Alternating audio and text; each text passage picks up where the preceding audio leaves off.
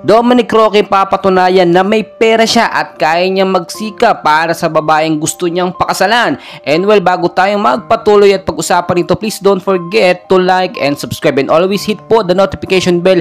Maraming salamat po. Well, mga kaibigan, kapopos lang po nitong mga ilang oras lamang po nakakalipas, no?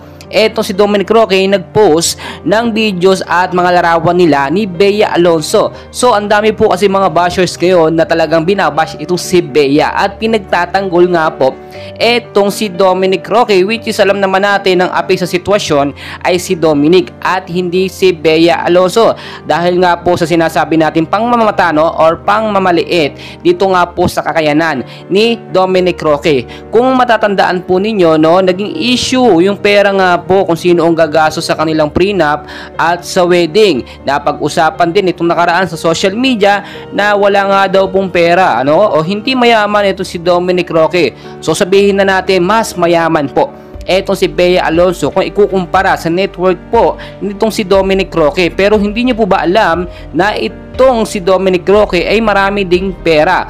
Ang matatandaan ninyo na update ko kayo, no, ang network po ni Dominic Roque, no, ay nasa 1 million US dollar annually po yan, at hindi pa po kasama dyan yung kanyang mga sidelines, no.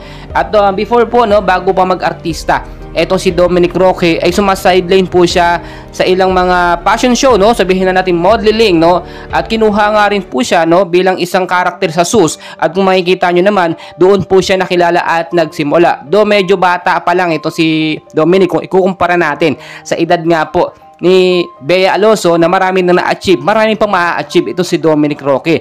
Kapag ka nagsimula siya at nagsikap, talagang ma-achieve niya yung sinasabi na gustong dream wedding nga po nung mapapangasawa niya at yung makikilala niya.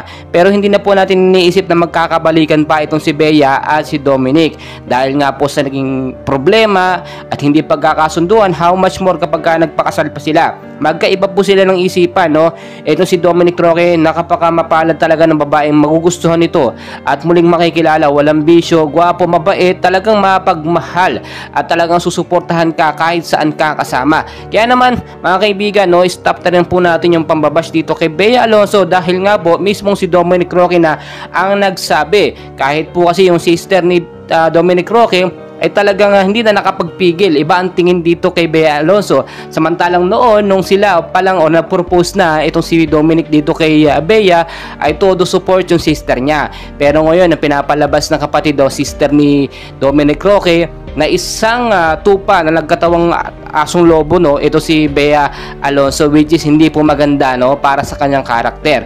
Well mga kaibigan, sino man ang nagkamali sa kanila, magpatawaran na lamang, at kung hiwalay na po talaga at tapusin na ang issue para hindi na po maging masama ang bawat isa sa halap po ng mga tao. Patuloy ko po kayong i-update, and please pakiusap naman, patulong ng isang like lamang po bilang suporta sa ating